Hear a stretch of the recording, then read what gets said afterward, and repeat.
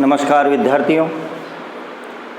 पिछले लेक्चर 17 में हमने भारत का वैभवपूर्ण अतीत के अंतर्गत वैदिक काल से महाजनपद काल की हम बात कर रहे थे, जिसके अंतर्गत हमने प्राचीन कालीन गणतंत्रीय शासन व्यवस्था और संवैधानिक व्यवस्था की बात की थी। आज हम इसी टॉपिक के अंतर्गत सामाजिक जीवन की बात करने जा रहे हैं। तो इसमें सामाजिक जीवन के अंतर्गत देखिए, वैदिक काल में वर्ण व्यवस्था स्थापित हो चुकी थी और वर्ण का अर्थ वैदिक काल में कहीं कहीं व्यवसाय के रूप में लिया गया था। यहाँ पर वर्ण व्यवस्था की जब हम बात करने जा रहे हैं तो ऋग्वेद का जो 10वां मंडल है उसके पुरुष सूक्त में इस बात का उल्लेख मिलता है कि समाज में 4 वर्णों का आविर्भाव हो चुका था, जिनमें ब्राह्मण, क्षत्रिय, वैश्य एवं शूद्र वर्ण शामिल थे। अब ये जो 4 वर्ण हैं वैदिक काल के अंतर्गत, जो हम पूर्व वैदिक काल कहते हैं जिसको, या ऋग्वेदिक काल आप कह सकते हैं, क्योंकि वैदिक काल को हमने 2 पार्टों में विभाजित किया है, ऋग्वेदिक काल और उत्तर वैदिक काल। तो ऋग्वेदिक काल की जब हम बात करते हैं तो ये जो वर्ण व्यवस्था है ये हमें कर्म पर आधारित दिखाई देती है। तात्पर्य ये है कि समाज में 4 वर्ण थे और चारों वर्णों के अलग अलग कर्तव्य निश्चित थे। ब्राह्मण जो वर्ण है वो वेदों के अध्ययन एवं अध्यापन का कार्य करता था। क्षत्रिय वर्ण समाज की रक्षा का दायित्व निभाता था। वैश्य वर्ण कृषि एवं व्यवसाय करता था और शूद्र वर्ण बाकी के तीनों वर्णों की सेवा करता था। आगे जब हम बात करते हैं उत्तर वैदिक काल की, तो उत्तर वैदिक काल में यह वर्ण व्यवस्था कर्म के स्थान पर जन्म पर आधारित हो गई। तात्पर्य यह है कि इसमें कुछ कठोरता आ गई।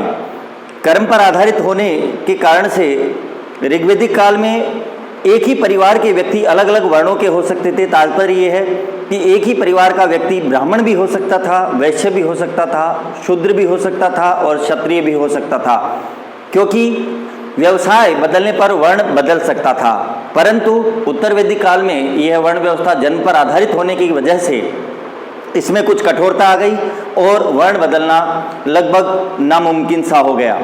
तो यहाँ पर जन्म पर उत्तर वैदिक काल में आधारित है और उसके बाद में जब सूत्र काल आता है तो सूत्र काल में इसमें और अधिक विभाजन देखने को मिलता है और अधिक कठोरता देखने को मिलती है और ये वर्ण व्यवस्था जाति व्यवस्था में विभाजित हो जाती है। तो इस प्रकार से जो वैदिक कालीन वर्ण व्यवस्था है इसके हमको 3 रूप अलग अलग दिखाई देते हैं। ऋग्वेदिक काल में कर्म पर आधारित, उत्तर वैदिक काल में जन्म पर आधारित और सूत्र काल में यह और अधिक इसमें विभाजित होते हुए जाति व्यवस्था में परिवर्तित हो जाती है। और आज हम देखते हैं कि समाज में बहुत सारी जातियां और उपजातियां बनी हुई है जिसका आधार यह वर्ण व्यवस्था रही है। तो वर्ण व्यवस्था के अंतर्गत 4 वर्ण ब्राह्मण, क्षत्रिय, वैश्य और शूद्र, जिनके अलग अलग कर्म निश्चित किए गए थे। और आगे चल करके अब यहाँ पर जो ऋग्वेद का 10वां मंडल है वो पुरुष सूक्त, जिसमें वर्ण व्यवस्था का उल्लेख किया गया है, उसमें यह भी उल्लेख मिलता है कि इन 4 वर्णों की जो उत्पत्ति है वो विराट पुरुष यानी कि परब्रह्म के शरीर से मानी गई है। अर्थात ब्रह्मा के मुख से ब्राह्मण की उत्पत्ति, उसकी भुजाओं से क्षत्रिय की, उसकी जंघाओं से वैश्य की और उसके पैरों से शूद्र की उत्पत्ति मानी गई है। इसका आधार परम पुरुष इसलिए माना गया है ताकि समाज में जो व्यक्ति हैं वो इस वर्ण व्यवस्था को पूरी तरह से इसका पालन करे और इस वर्ण व्यवस्था के अनुसार ही कार्य करे। आगे हम बात करेंगे आश्रम व्यवस्था की। तो देखिए सामाजिक तौर पर व्यक्ति को अपने कर्तव्यों के निर्वहन के लिए आश्रम व्यवस्था जो है हमारे प्राचीन काल से ही हमारे शास्त्रों में दी गई है। यद्यपि ऋग्वेदिक काल तो नहीं, परंतु उत्तर वैदिक काल में आश्रम व्यवस्था का विकास माना जाता है। आश्रम व्यवस्था के अंतर्गत 4 आश्रम माने गए हैं, जिनमें पहला आश्रम ब्रह्मचर्य, दूसरा गृहस्थ, तीसरा वानप्रस्थ और चौथा संन्यास आश्रम माना गया है। तो यहाँ पर जो ये 4 आश्रम माने गए हैं इनका विकास उत्तर वैदिक काल से होता है। यद्यपि उपनिषदों में अधिकांश जो उपनिषद हैं उनमें हमको 3 ही आश्रमों का उल्लेख मिलता है। जो चौथा संन्यास आश्रम है उसका उल्लेख नहीं मिलता है। सर्वप्रथम जाबालो उपनिषद जो है उसमें हमें 4 आश्रमों का उल्लेख मिलता है, जिसके अंतर्गत प्रथम ब्रह्मचर्य आश्रम, दूसरा गृहस्थ आश्रम, तीसरा वानप्रस्थ आश्रम और चौथा संन्यास आश्रम मिलता है। तो ये जो आश्रम व्यवस्था की बात हम कर रहे हैं, ये आश्रम व्यवस्था किस आधार पर लागू की गई है, तो मैं आपको बताना चाहूँगा कि मनुष्य की जो आयु है वो 100 वर्ष की मानी गई थी और 100 वर्ष की इस आयु को, आदर्श आयु 100 वर्ष की मानी गई है और इस 100 वर्ष की आयु को 4 अलग अलग भागों में 25-25 वर्ष में विभाजित किया गया है।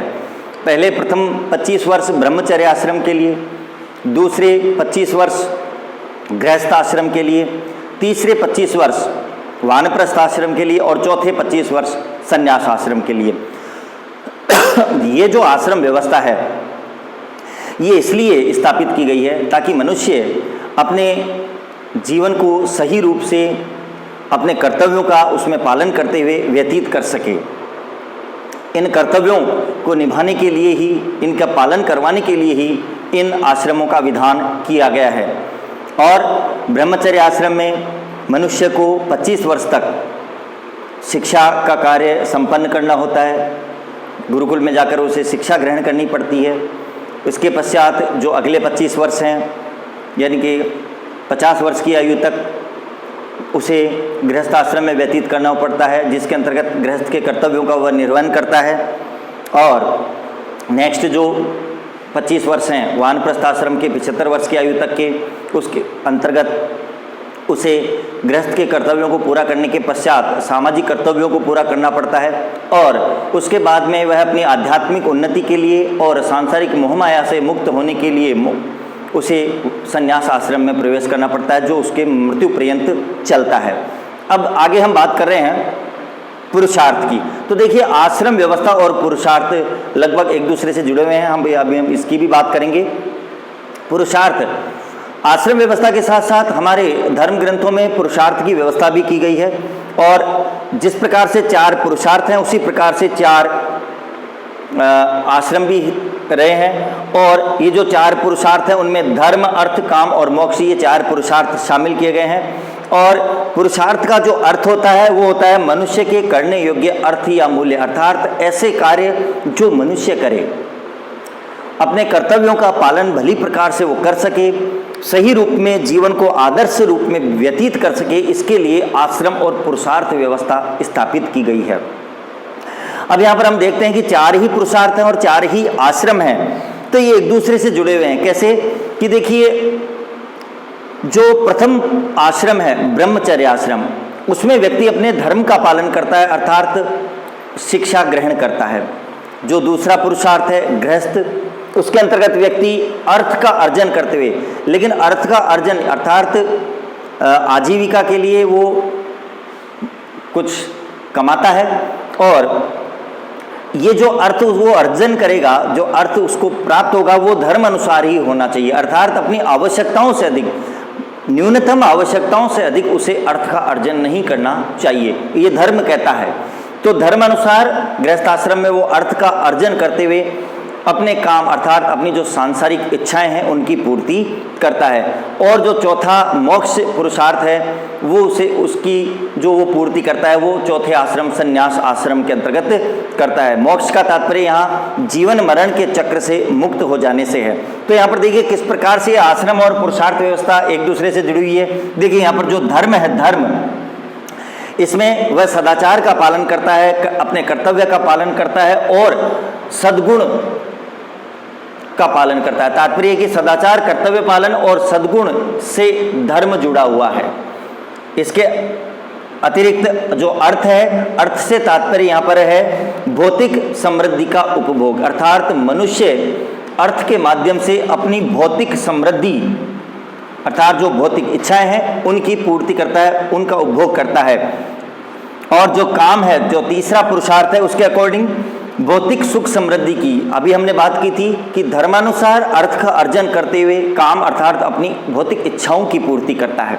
और यहाँ पर मोक्ष की बात करें तो सांसारिक मोह माया से वो मुक्ति प्राप्त करता है, अर्थात जीवन मरण के चक्र से वो मुक्त होने का प्रयास करते हुए संन्यास आश्रम में प्रवेश करता है और मोक्ष की कामना करता है। तो इस प्रकार से जो 4 आश्रम हैं वो 4 पुरुषार्थों से भी जुड़े हुए हैं और इन 4 पुरुषार्थों की प्राप्ति इन आश्रमों के अंतर्गत अपने कर्तव्यों का पालन करते ही हो सकती है। यहाँ तक कि आज हमने बात की, आगे की हम बात नेक्स्ट क्लास में करेंगे। धन्यवाद।